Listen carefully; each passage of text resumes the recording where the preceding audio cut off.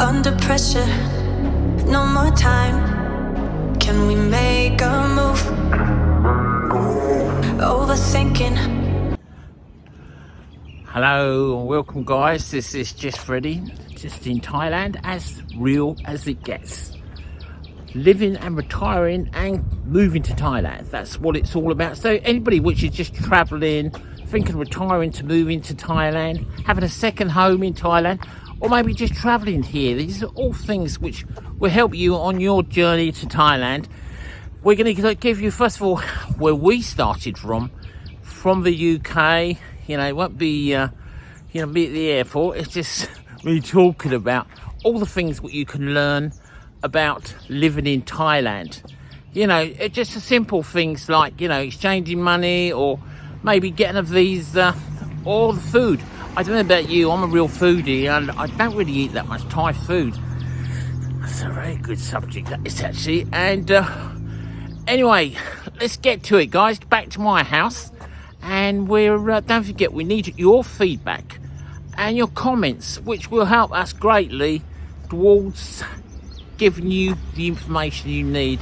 All the comments you leave will be answered. Looking forward to seeing you back at my pad, guys. Don't disappear. Lots of things which you will learn. Hi and welcome, guys. We're not on my pad, it's only 5 minutes away. A special hi to the subscribers I've bumped into, and good luck with your journey. Look forward to seeing you. Right, so the first thing is banking. Right, so you can't have a bank account in the UK, but there's very few banks what will let you have a bank account in the UK. So what my recommendation is, get a registered address where you can send things to. So that'd be like your brother, your sister, your auntie, your uncle. And you don't forget you've got mail, maybe the tax office, the doctor. So if you want that particular doctor, it needs to be in that particular area. But saying that, is if you out of the country for 1 to 3 months, then you are no longer eligible for National Health Service. So remember that, guys. They're all real good things which I've sort of remembered from my beginning of my journey, which was many years ago now. So the other thing is documents. So any documents you've got which are important to you, what I suggest, take a photo of it and keep a copy. So it could be driving license, passport, any really important documents. You don't need to carry it around. You don't need photocopies of the everything what you've got. It takes up space. It's quite bloody boring. It's a bit of an old-fashioned way to do things. So always have that. So you've got your photocopies, copies on your telephone. Yeah. Whew. We're going to go through a lot very quickly, believe me. So removals. Right, so what did I do for removals? Well, for us, I gave all my goods to a good cause. I didn't really want to lumber myself with loads of furniture. We did take clothes, which my missus, she got after living in the UK for probably, I think it's 12 years she lived with us in the UK. So, we took all that and it's been sent via shipment. So we had boxes sent to us, and then I think we had about 12 boxes, and then you can pay for those boxes. I think it was like about 700 quid, something like that for the 700 quid. But we had a nasty shock. My missus, I already told her, don't bring anything, just so we're not that, very vulnerable, things do go wrong, even if you make the best plans. So we got to Heathrow Airport, and my missus, she already said to me that she already had all the stuff she needed. Little did I know, she had like 8 suitcases. Yeah, 8 suitcases at £35 a kilo. Yeah, I weren't a happy boy, but post-COVID, I'm pretty sick of bloody staying in England. Almost 2 years I've been staying there. And yeah, I paid up. It was a lot of money, guys. You know, it was £35 a kilo, 170 kilos. So, and that was after they taken off what we was able to take with us. Yeah, you know, that's a permitted amount of weight they allow at the airport. But anyway, guys, you know, the most important thing is if you've got any questions, anything you'd like to ask me, you know, good or bad, I'm not worried about how or what it's about, as long as it's about Thailand. Yes, and visas, all right. That's a very good one. Right, so I think we've just about covered everything at the home end. But if I haven't, you know, you want to know more, please contact me on the comment box or send me an email. Right, so you've landed in Thailand, and wow, what are you going to do for accommodation? You obviously know the area where you're going to go and live. So what we actually did Airbnb. So we stayed in Airbnb for 2 months while our house was being built. It was pretty good, actually. I think we paid about 20,000 baht, which is about 450 quid. You know, it wasn't the best accommodation because we were expecting to take my dog with me, my Jack Russell, but unfortunately he passed away. So, you know, it was a bit of a downer. It was, because I was looking forward to seeing something, you know, really nice pad to stay in. Instead of that, it was just, you know, it was substandard, really, I suppose, if I'm being really honest about it. But anyway, we managed to stay there for 2 months. We could have moved after the first month. Yes. Well, guys, whew, isn't that a lot?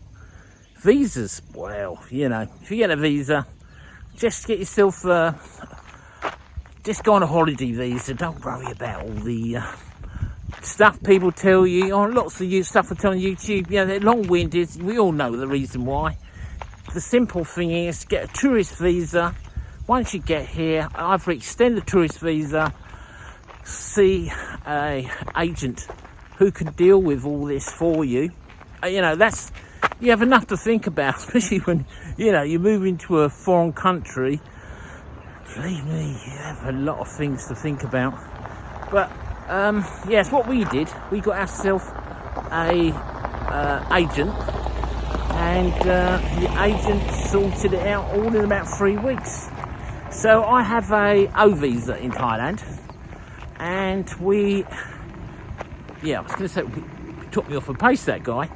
Yeah, so we got an O visa, and then we have to just renew that every year.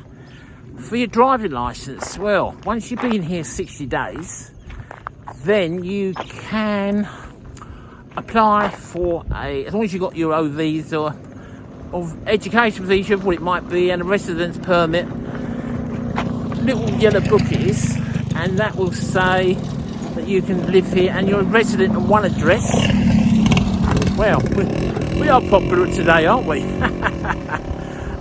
Yeah, that's the ideal thing to do if you need a license. You know, it's I'm personally myself, for the first year, going back home I'm going back home at Christmas to see my sister, my family, and then I'll just renew my international driving license. And then next year, because we have moved in, you know, to my pad about a month, so that's been pretty good. Is there any downfalls living in Thailand? Well, for me, not really. I suppose, you know, biggest downfall, I suppose we don't have our family here. I've got my wife and my boy. My wife's family are all up in Mukdahan. I think that's about it, really. Yes, so what's going to happen next? I'm trying to think anything else what we might have had or done what we've missed out for you. Food. Oh yeah, food, that's the point. I forgot about that. Food, you know, if you don't like Thai food all bloody day, you know, you can't eat rice all the time, got a bit of a jippy stomach like me, the best thing to do is to, there is places here where you can get English food. They do sell spuds, what ain't too, you know, potatoes, that is to most most people, but I call it a spud. You can get English food You know, there's quite a lot of it's quite expensive though. You know, so if you want a bit of a squeeze to come here in the first place, I suggest you probably, you know, you can eat. For me now, I eat mostly like vegetable and rice and that type of thing. I'm not really that bothered about eating Western food now. I've been here like almost 5 months. It don't really bother me that much. And the other thing is, guys, you know, I've been standing here for a little while now, you know, practicing what I'm going to tell you. What you need is cotton clothes. Cotton clothing is always a great thing to have. You know, if you're going to bring any clothing, if you're here to come to live, you don't need all this fancy clothing. Lots of cotton underwear. You know, cotton underwear too. You know, the humidity here is pretty hot. It's 35 centigrade here today. This is evening time now, so it's not too bad. But yeah, you know, my wife complains she got 9 on underwear. You know, that's quite. She must be sweating quite badly. But like I say, guys, if you have any comments, if things you need to leave in the comment box, you know, I've gone through. The best thing to do, don't keep watching the bloody video. Write it all down, and that way you will have a list of things what you need to do before you come to Thailand. You know, and before you buy any property too. You know, I've already done that. I won't go into that. Next time we're actually going to be going to a property quite close to me, and this is a building off plan, and you'll see that the property prices here have rocketed, to be truthful, since COVID. And don't forget, from the 1st of July you would no longer need to have the Thailand pass. So that's the great news. And the big bonus tip I've got for you guys, this is a real stonker. I found it from Ricky and May Bell website, well, their blog, YouTube, down in Phuket. And Richie suggested getting a D-Tech card. Really is, so I think it's about, how much should I pay? 1,800 baht, I think it is. So you got unlimited internet for the year. You know, there's certain things they will charge you a little bit extra, so your card's going to run out a bit quicker. But that's unlimited data, that is. Anywhere you go. Because I actually hotspot it between my telephones. So when I do go out, you know, I've got 2 telephone numbers, and they do work on both of them, to be honest.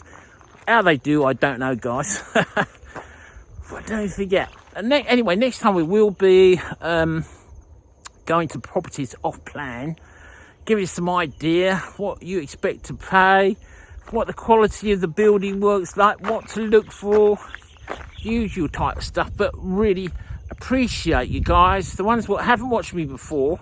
If you subscribe or just thumbs up, and if you didn't like it, give it the old death now. We don't mind, you know. And comments, there's, you know, you just tell me whatever you feel. You know, not a censored YouTube channel, you know. So if you feel something I'm wrong about, or you want to tell me something, leave it in the comment box.